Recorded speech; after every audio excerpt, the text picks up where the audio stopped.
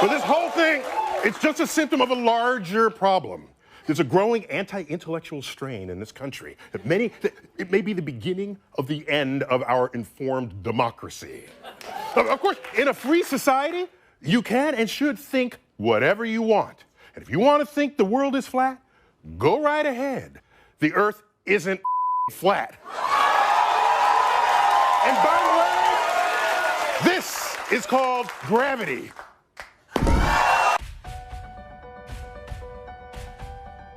It is an interesting experiment telling somebody you know that you no longer believe in the universe and that our Earth is a giant spinning space ball. Try it for yourself.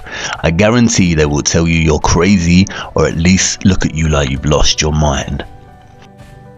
The most interesting thing is when challenged, the ball believers will not actually be able to give you solid empirical evidence based on their first-hand experience that the Earth is actually a large spinning globe. Can any of us demonstrate firsthand in our day-to-day lives the Earth's curve or motion through the solar system? No, we cannot. And can any of us say we have seen the planets in their orbit and the universe expanding with our own eyes? No, again, we can't. Usually in response to this crazy person telling them that the Earth is flat, they will respond by 1. Bringing up images of the Earth as presented by NASA, or 2. They will say, come on, everyone knows space exists, and tell you that countless professors have dedicated their lives to studying this matter. At some point, perhaps, an emphasis on the existence of gravity will come up in the conversation. But you see, what is really happening when someone reacts so stubbornly to an alternative view of the Earth is not a result of the person's mental capacity. If the person had sat down with their heavily pregnant sister and said, "You are not a woman and you are not pregnant," then that is a statement which deserves such a reaction, as there is obvious empirical evidence of her pregnancy. No, what commences when challenging a person on the Earth is a battle against their programming. This programming is a deep-rooted and established matrix that is deliberately constructed when we are infants. Before we leave primary school, our first-hand experience of our flat and stationary world is slowly being erased and steadily inflating into the bloated and spherical idea that the Earth is a globe. The sad thing is, many of us grow up and never question this notion again. It is only in photographs and videos from NASA and other official trusted sources that the horizon appears curved. All amateur and raw unedited images of the Earth will provide a completely flat horizon. And this is what we see ourselves through our own two eyes when standing at a beach or looking out from a vantage point. At any altitude, the horizon always appears 360 degrees flat, because it is. And it always rises to meet the eye level of the viewer. You never have to look down or up to see the horizon. It meets you. No matter how huge they say the Earth is, if it were a curved ball, you would have to adjust your view upwards or downwards to meet the horizon. And I know we've seen the curve in photos and videos, but NASA and many other official sources continually distort the horizon in their footage with a fisheye lens to give the effect of a curved Earth. This is the same fisheye lens inherently built into the GoPro. And I know what you're going to say. You've seen the horizon bend and curve when journeying at altitude on an aeroplane. But unfortunately, this is more trickery. Aeroplane windows commonly bow outwards to give the illusion of curvature. A Telegraph article, catering to our gullible nature, explains that flight windows were changed because the square windows caused a higher percentage of crashes. Yeah, right. They use our size as human beings to dismiss our own infallible perception of a flat and stationary Earth, claiming we are not big enough to witness the curvature. But this balloon managed to ascend 121,000 feet and left its fisheye lens behind. Lo and behold, a flat horizon. The balloon wobbles and spins, but the horizon remains dead straight, not curving in any way, shape or form. And this is the problem. For centuries, our ancestors used their own judgment and relied on their own natural-born senses to discern that the Earth was flat. And although some had dabbled in theories of the Earth's potential curvature, it wasn't until the early modern period, with voyagers like Christopher Columbus, that the heliocentric globe model became dominant and humans forever sacrificed the knowledge of their own senses.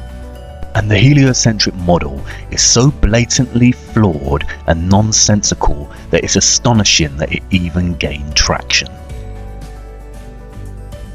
Take the water bordering our horizon, for instance. It is the natural physics of water to find and maintain a level, and it just so happens that that level is flat. If Earth was a spherical ball, water would not maintain such consistent flat levels.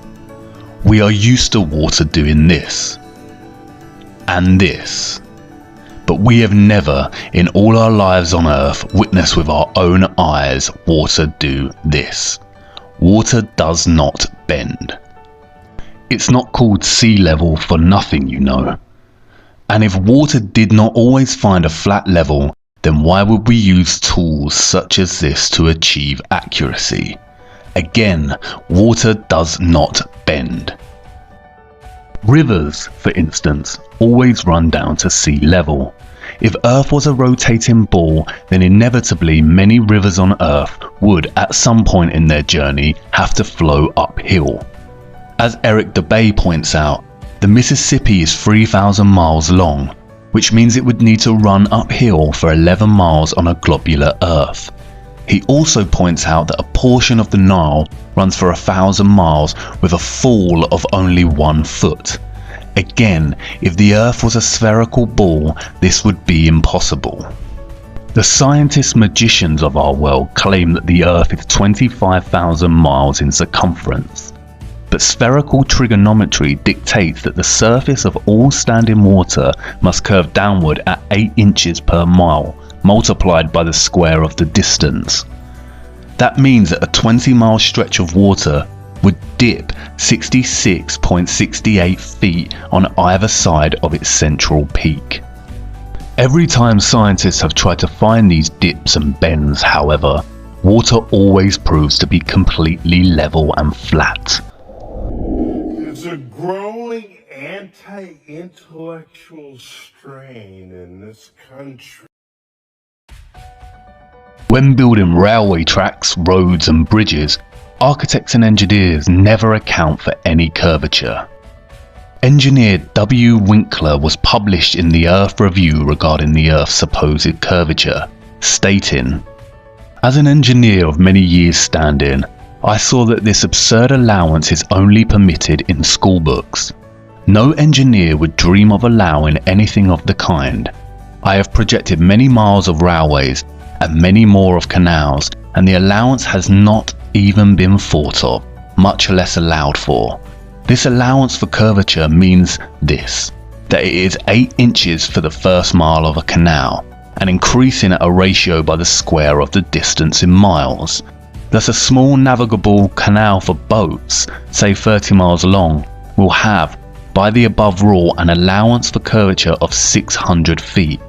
Think of that, and then please credit engineers as not being quite such fools. Nothing of the sort is allowed. We no more think of allowing 600 feet for a line of 30 miles of railway or canal than of wasting our time trying to square the circle."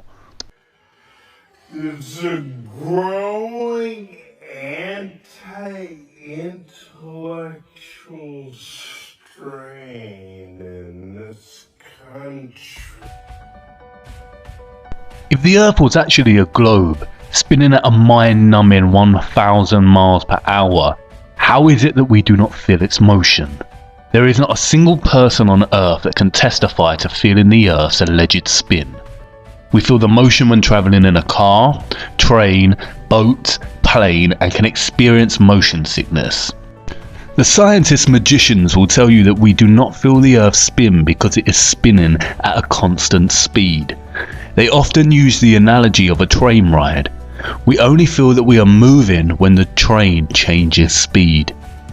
This analogy, however, falls apart when you consider that in the heliocentric model, the Earth is not an enclosed system, but it is an open environment with its own drastically changing weather. If you were sitting on top of the train moving at a constant speed, and not inside it, you would certainly feel the motion. Furthermore, they also contradict themselves.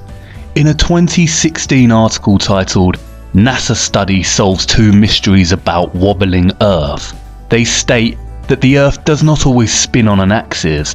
Instead, it wobbles irregularly over time, and that the direction has changed drastically due to changes in water mass on Earth. It's weird that no one has felt this. Which one is it, NASA? The stealthy, unnoticeable spin, or irregular movement patterns and wobbles? The whole notion of a spinning globe becomes absurd when you consider this. If the Earth was actually rotating, then helicopters and balloons would only need to hover over the surface and wait for their destination to come to them. Similarly, if it were a curved spaceball, then aeroplane pilots would constantly need to readjust their altitude downwards so they did not continue straight and start heading out to space. They would have to descend 2,777 feet, or over half a mile every single minute. This of course is not the case, and pilots are never instructed or taught this mechanism of flight. And what does a real pilot have to say about it? Oh, okay. Am I allowed to say hi?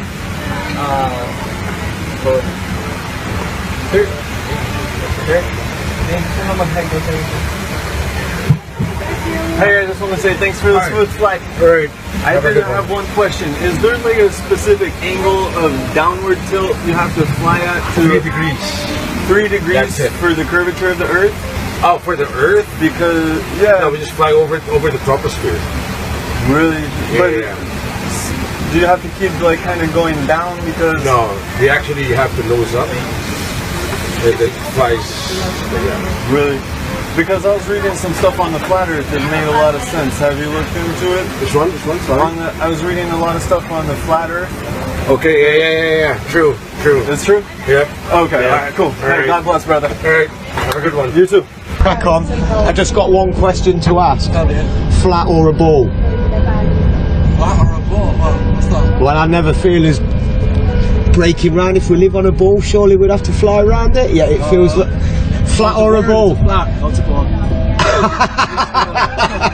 I think it's flat. Yeah, me too. Pretty flat to me. It certainly does, doesn't it? And you've got that flight instrument down there to keep it flat. Gravity exists. Gravity is an unproven theory. No, it's not. Let's rock and roll. Cheers, fellas. Thank you very much for the. Can I ask the pilots one question? First off, this is you. Do you mind?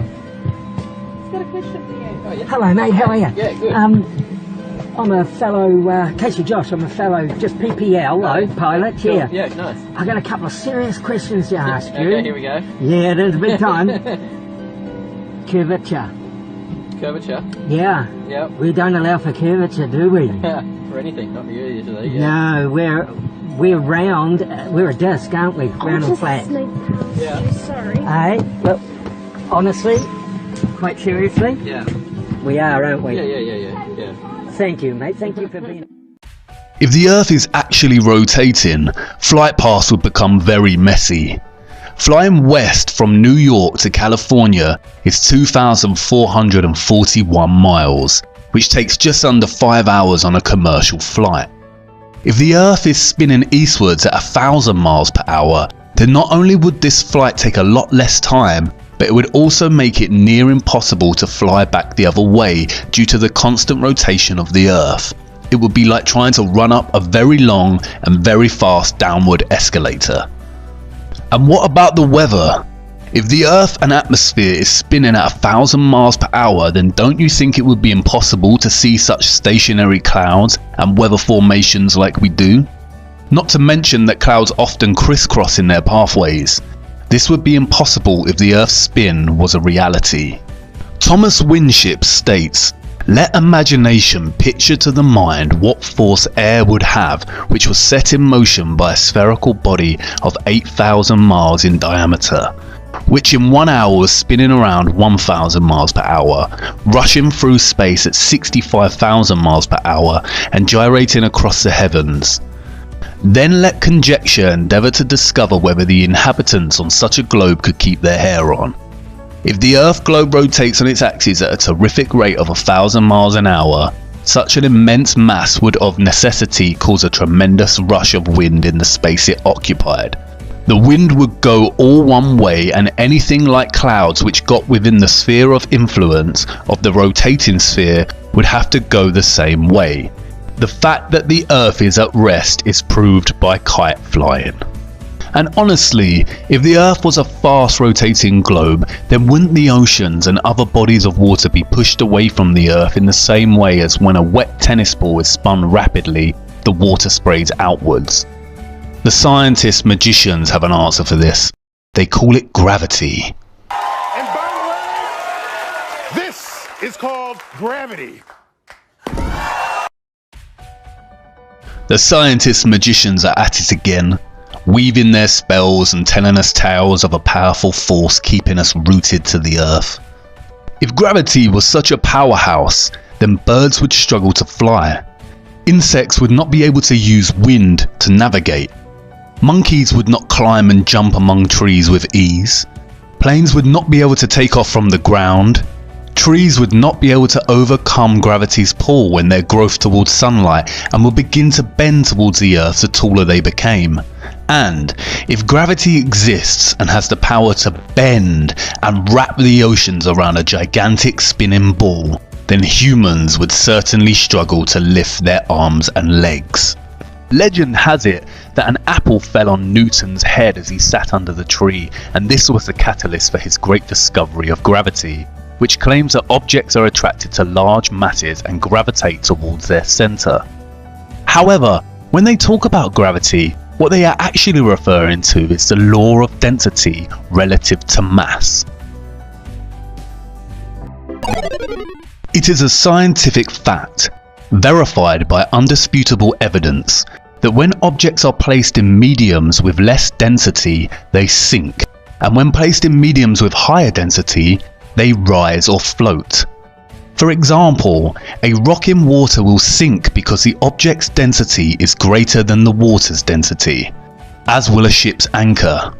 Likewise, helium-filled balloons rise because they are lighter than the air. Submarines float on the ocean when their ballast tanks are empty and contain air, and they sink when their ballast tanks begin to be filled with water. This is how they manipulate their depth in the ocean, by adjusting the ratio of air and water in the tanks. This is proven by filling a balloon with 50% air and 50% helium. As helium is lighter than air and the ratios are even, the balloon remains fixed in the air without rising or falling. Again, much like the Earth's curve and spin, we do not witness smaller objects on Earth gravitating and orbiting around or being pulled towards larger objects. It seems very convenient that gravity's tendency to make smaller objects orbit around larger objects is exclusive to the globe itself and all the supposedly surrounding planets and stars, none of which we can actually see in motion or orbit. Even when you study the claims made by the scientist magicians of the so-called planets and moons, their calculations begin to work against them. As Eric Dubay pointed out, Newton also theorized, and it is now commonly taught, that the Earth's ocean tides are caused by gravitational lunar attraction. If the moon is only 2,160 miles in diameter and the Earth 8,000 miles, however, using their own math and law, it follows that the Earth is 87 times more massive, and therefore the larger object should attract the smaller to it, and not the other way around. If the Earth's greater gravity is what keeps the moon in orbit, it is impossible for the moon's lesser gravity to supersede the Earth's gravity, especially at Earth's sea level, where its gravitational attraction would even further out-trump the moon's. And if the moon's gravity truly did supersede the Earth's causing the tide to be drawn towards it, there should be nothing to stop them from continuing onwards and upwards towards their greater attractor.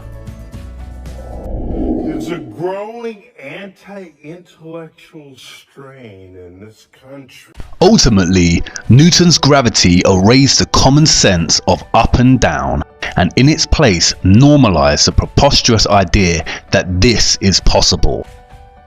And this. And that meanwhile, in Australia, this is nonsensical, pseudo-scientific mockery and nothing more than an invention to justify the spinning spherical Earth hoax. Without the theory of gravity, not a single person in their right minds would ever believe the Earth a globe, with some of the population existing upside down on the underside of the planet. This is all quite simple once you start to break away from the toddler years of matrix programming.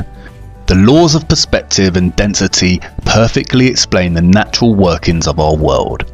They invent complex concepts such as gravity and ridiculous spinning spherical networks of incomprehensible figures and speeds to bamboozle us. And we will get onto why they do this shortly. But wait a minute. I know you're not on board with this just yet, and I can tell you have a big question that you're burning to ask. If the Earth is not a spinning globe, then what about the sun and the moon? We can see the sun rising and setting every day. I'm glad you asked. Follow me to part 4 so we can take a much closer look at our wonderful sun.